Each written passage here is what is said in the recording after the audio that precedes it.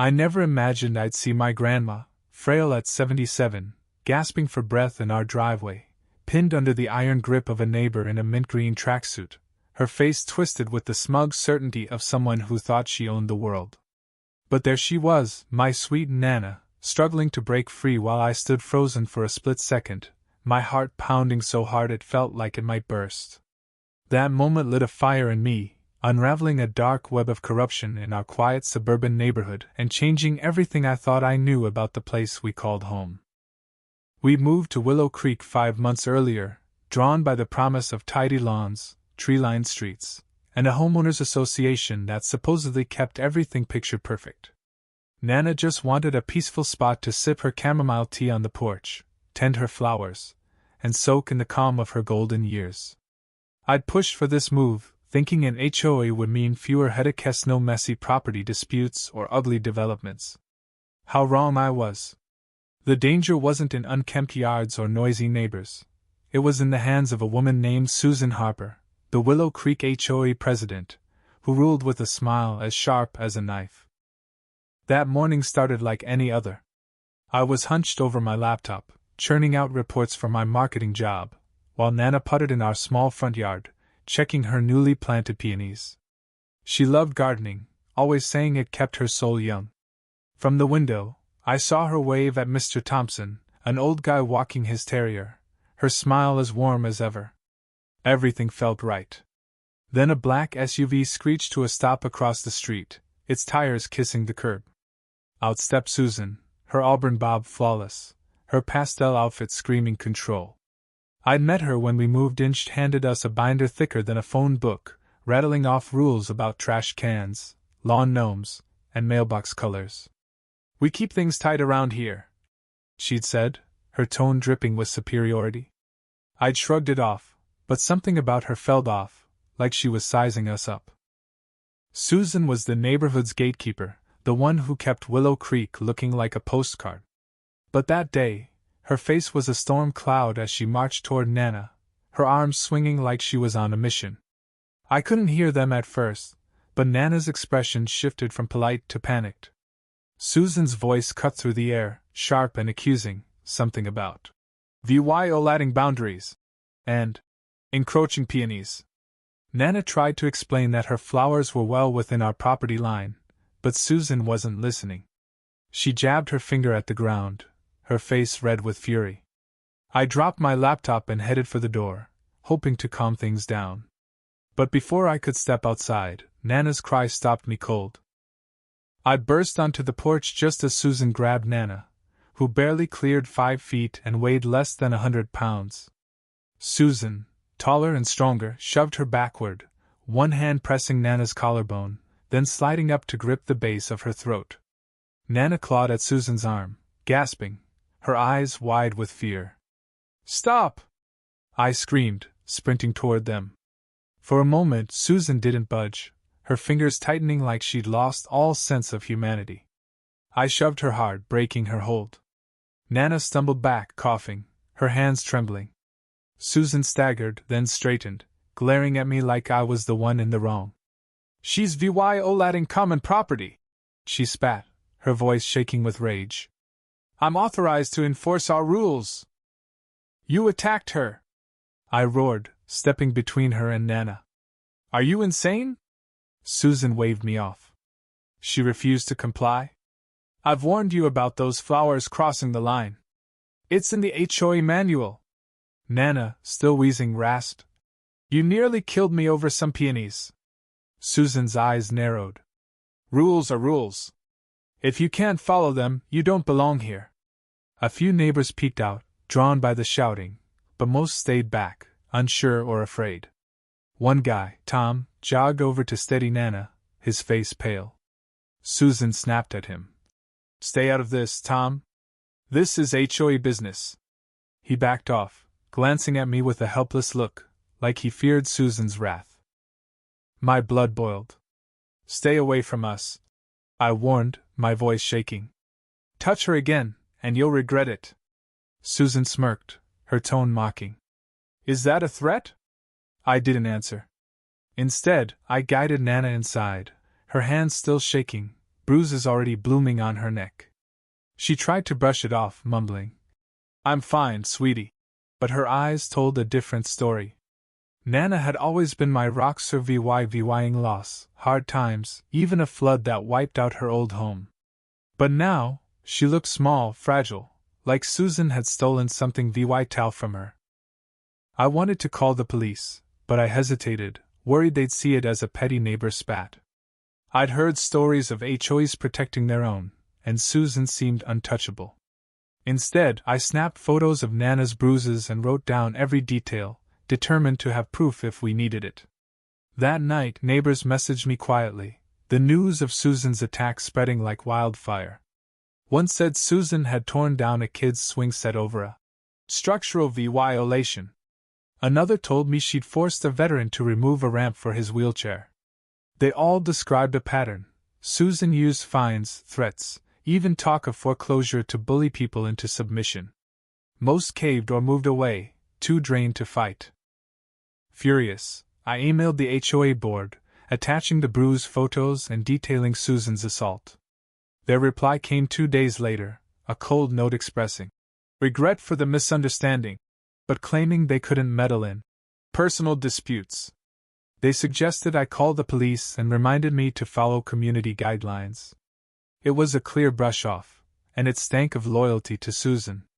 The next morning, a violation notice appeared on our door, a due law 300 fine for peonies encroaching on common property, plus daily fees until we fixed it.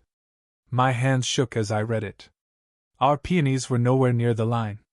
This was retaliation, plain and simple. I went to our neighbor, Mrs. Clara, a kind retiree who'd lived in Willow Creek for years. Over coffee, she spilled the truth. Susan had rewritten HOA rules to shift property boundaries, claiming slivers of private land near sidewalks as common ground. These changes sailed through because no one expected them to be weaponized. "Susan's got her claws in everything," Clara whispered. "And I bet she's not alone.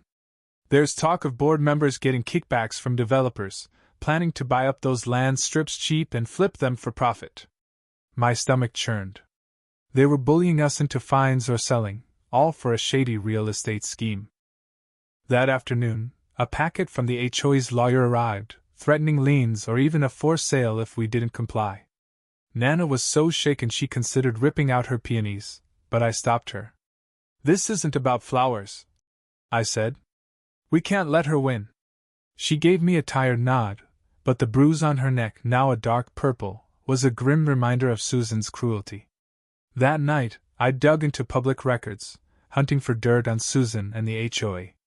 I found minor lawsuits and property line disputes, but nothing concrete. Then a forum post caught my eye, claiming shady HOA deals in another neighborhood.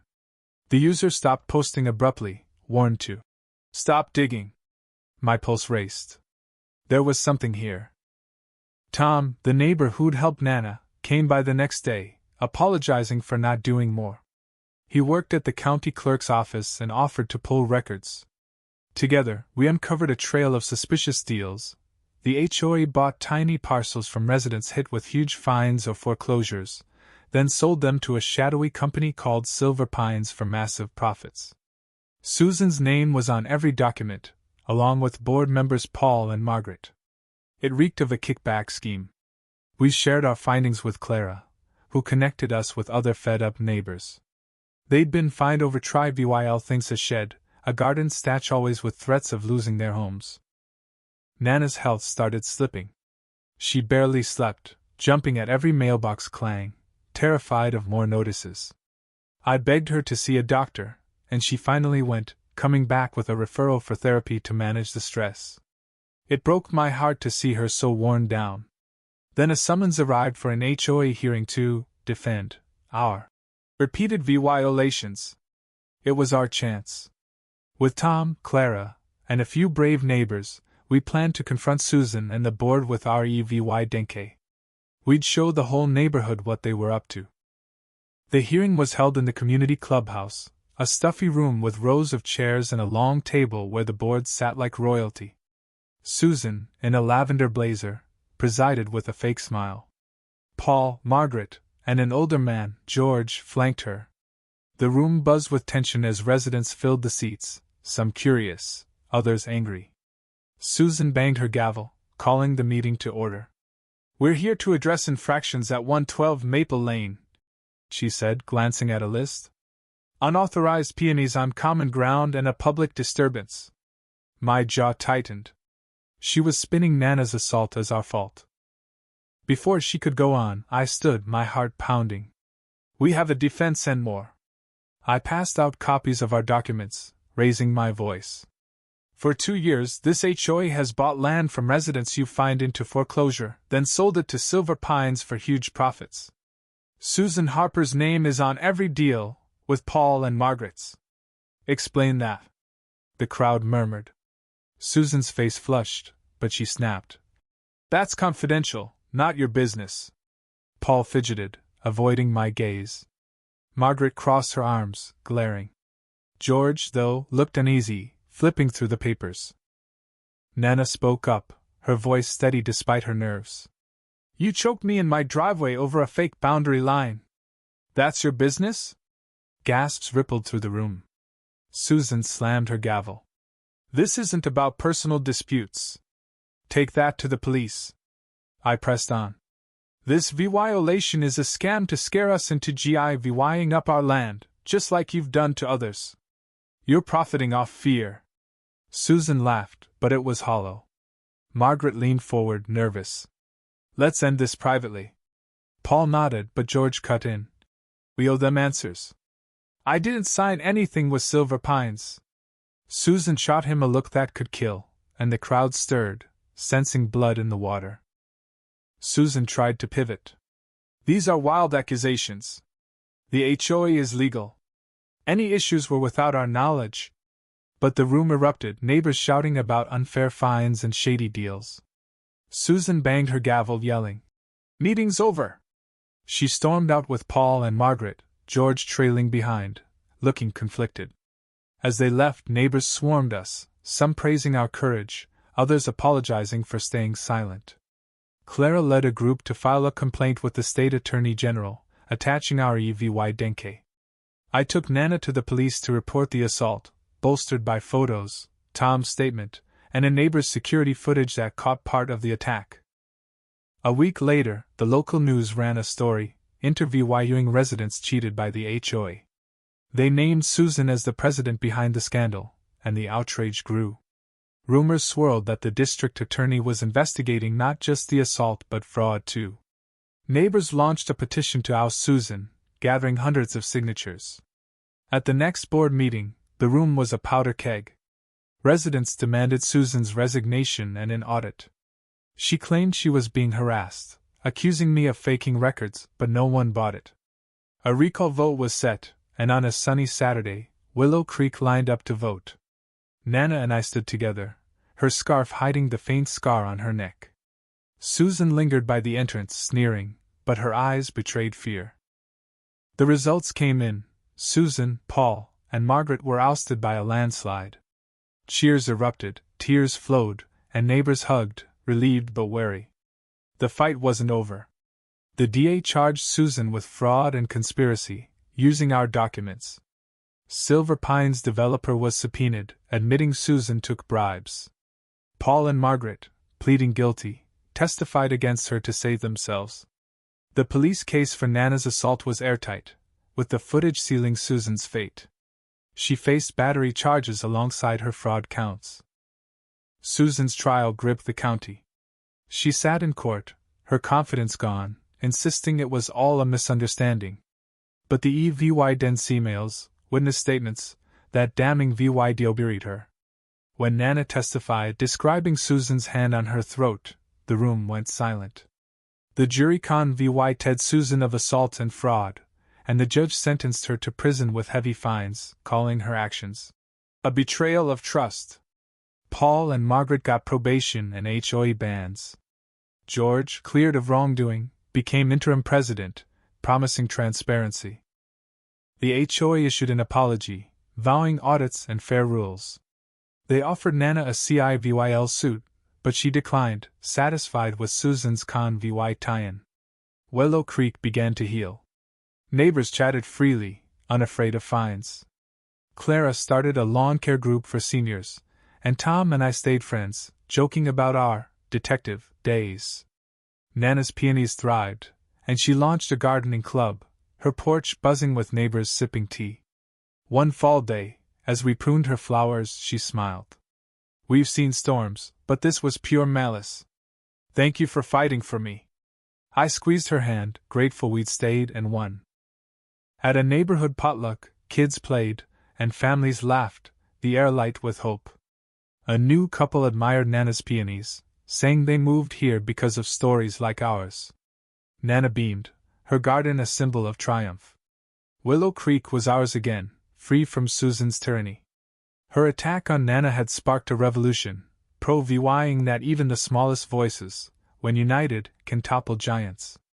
As Nana watered her peonies that evening, humming softly, she looked at me. "We're safe," she said. And for the first time in months, I believed her.